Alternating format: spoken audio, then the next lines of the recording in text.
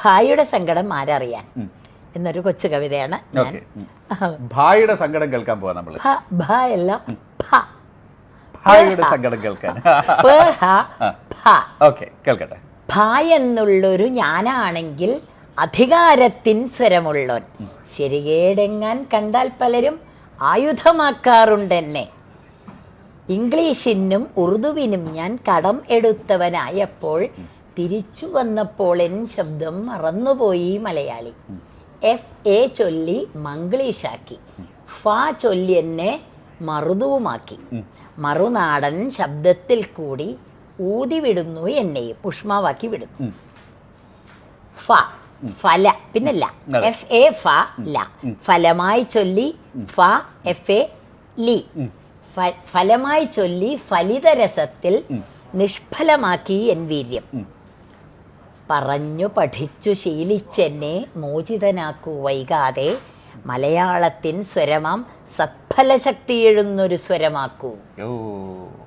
പാവം പെട്ട് കിടക്കുകയാണ്. വെറും അന്ത്യശ്വാസം വലിച്ചു കിടക്കുക എന്നാണ് എന്റെ മനസ്സിൽ. ഇതുപോലെ തന്നെ ഈ മലയാള അക്ഷരങ്ങൾ, ഇതിപ്പോ നമ്മളൊരു ഒരു അക്ഷരത്തിനെ കുറിച്ച് മാത്രമാണ്. ഇപ്പം ബാക്കി എല്ലാ അക്ഷരങ്ങളെയും എളുപ്പത്തില് ആളുകൾക്ക് അതിന്റെ ഉച്ചാരണം മനസ്സിലാക്കാൻ വേണ്ടിയിട്ട് ഒരു കവിത ടീച്ചറുടെ കയ്യിലുണ്ട്. അപ്പൊ ഈ കവിത പഠിച്ചു കഴിഞ്ഞാൽ മലയാളം ഏതാണ്ട് ഓരോ അക്ഷരവും ഓരോ ആത്മവിശ്വാസത്തോടെ പറയാൻ പറ്റും. അക്ഷരങ്ങൾക്കുമുണ്ട് സാഹോദര്യം. ഇതാണ് ഈ കവിതയുടെ പേര്. ഖരം, അതിഖരം, മൃദു, ഘോഷം, അനുനാസികം. ഇങ്ങനെ അക്ഷരങ്ങൾ, ഇങ്ങനെ വ്യഞ്ജനാക്ഷരങ്ങളെ താഴേക്ക് വായിക്കുന്ന വിധത്തിലാണ് ഇതിനെ ഗ്രൂപ്പായി തിരിച്ചിട്ടുള്ളത്. അപ്പോൾ ഖരം, കചടതപ കചടതപ ഖരങ്ങളാണെന്നറിയണം, ഖരങ്ങളാണെന്നാലും നിങ്ങളുടെ നാവിൽ ഞങ്ങൾ വഴങ്ങിടും. എന്ന് വെച്ചാൽ ഖരങ്ങളാണ്, സോളിഡാണ് ഞങ്ങൾ. പക്ഷെ ഖരം എന്ന് വെച്ചാൽ സോളിഡ് എന്നാണ് അർത്ഥം. പക്ഷെ എന്നിരുന്നാലും ഞങ്ങൾ ഖരങ്ങളാണെങ്കിലും ഞങ്ങൾ വായിൽ വഴങ്ങുന്ന കൂട്ടരാണ് ഞങ്ങൾ എന്നുള്ളതാണ്. പിന്നെ അടുത്തത് അതിഖരം, രണ്ടാമത്തെ സെറ്റ് അക്ഷരങ്ങൾ. ക ഹ ഖ ച ഹ ഛ ട ഹ ഠ ത ഹ ഥ പ ഹ ഫ ഖ ഛ ഠ ഥ ഫ അതിഖരമാണെന്നറിയണം. മലയാളത്തിൻ കരുത്തർ ഞങ്ങളെ കരുത്തോടെ ഉച്ചരിക്കണം. പലർക്കുമങ്ങതറിഞ്ഞിടാതെ മൃദുവായി ഉര ചെയ്തിടുന്നു. അതിഖരമായതു മൃദുവായി പോയാൽ മലയാളത്തിനപമാനം.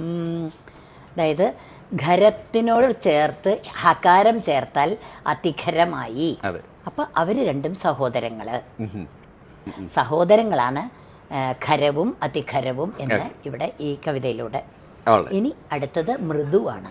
ഗജഡദബ ഗജഡദബ മൃദുവായി പുര ചെയ്തിടണം. പനിനീർമലരിൻ ദളങ്ങൾ പോലെ, കുഞ്ഞിക്കിളി തൻ തൂവൽ പോലെ, കുഞ്ഞു പൈതലിൻ ഗാത്രം പോലെ മയമായി എന്നെ ഉരച്ചിടൂ. പനിനീരിന്റെ ദളം പോലെ, അതെ, കുഞ്ഞിക്കിളികളുടെ കുഞ്ഞിക്കിളിതൻ തൂവൽ പോലെ. നമ്മളെ എടുക്കുമ്പോ പനിനീർ പൂക്കള് ഇങ്ങനെ ഇങ്ങനെ പോയി പിടിക്കില്ലല്ലോ. അപ്പൊ അതിന് ആ മൃദുത്വത്തിനനുസരിച്ച് നമ്മളെ ആ പൂ പറിക്കുള്ളൂ. പിന്നെ കുഞ്ഞിക്കിളിയെ കണ്ടാലും നമ്മളിങ്ങനെ ഒരു എന്താ പറയാ, അതിനോടുള്ള സ്നേഹം ഒന്ന് തലോടാനേ പറ്റുള്ളൂ. അതുപോലെ കുഞ്ഞു വാവെ കിട്ടിയാൽ അതിനൊരു സപ്പോർട്ട് കൊടുത്ത് ഇങ്ങനെ പിടിക്കുക. അതുപോലെ ഒരു സപ്പോർട്ട് കൊടുത്ത് പറയേണ്ടതായിട്ടുള്ള അക്ഷരങ്ങളാണ് ഗ, ജ, ഡ, ദ, ബ. അതിന് ഗാ വായം നല്ലോണം പൊളിച്ച് പറയാൻ പാടില്ല. ഗാ, ജാ, ഡ അങ്ങനെ പറയാൻ ഉച്ചരിച്ചാൽ അത് അതിന്റെ ശബ്ദമല്ലാതെ മാറും. ഗ, ജ, ഡ, ദ, ബ. പക്ഷെ അവർ ഒറ്റയ്ക്കല്ല, അവർക്കുണ്ട് സഹോദരങ്ങൾ അല്ലേ? അവർക്കുണ്ട് സഹോദരങ്ങൾ. കേൾക്കട്ടെ. ഘോഷം, മൃദു പിന്നെ ഹ ചേർത്താൽ ഘോഷമായി. ഘോഷം ഗ ഹ ഘ ജ ഹ ഝ ഡ ഹ ഢ ദ ഹ ധ ബ ഹ ഭ ഘ ഝ ഡ ധ ഭ മൃദുവിനെ ഹായും ചേർത്തുര ചെയ്താൽ ഘോഷസ്വനങ്ങൾ വിടർന്നിടും. പലരും ഞങ്ങളെ അതിഖരമായി ചൊല്ലിയിടുന്നു, ഹാ കഷ്ടം. അത് മറ്റൊരു സങ്കടം. ഓക്കെ, മൊത്തം സങ്കടമാണ്. 4 സഹോദരങ്ങള്. ഇനി നമുക്കൊരു സഹോദരിയും കൂടി വേണം. വരട്ടെ. അനുനാസികം എന്ന് വെച്ചാൽ മൂക്കിൽ കൂടെ മൂക്ക് ചേർത്ത് ഉച്ചരിക്കേണ്ടതാണ്. ങഞ്ഞണ അനുനാസികമാം ഞങ്ങളെയോ നാവിൻ തുമ്പിൽ ചേർത്തിടാൻ, രസകരമായൊന്നുരിയാടാൻ മൂക്കനിവാര്യമതറിയണം. അതിൻ്റെ സ്വഭാവം അതാണ്. ഇതിൻ്റെ സാഹോദര്യത്തെ ഒന്നും കൂടി ഇതായിട്ട് പറയുകയാണ്.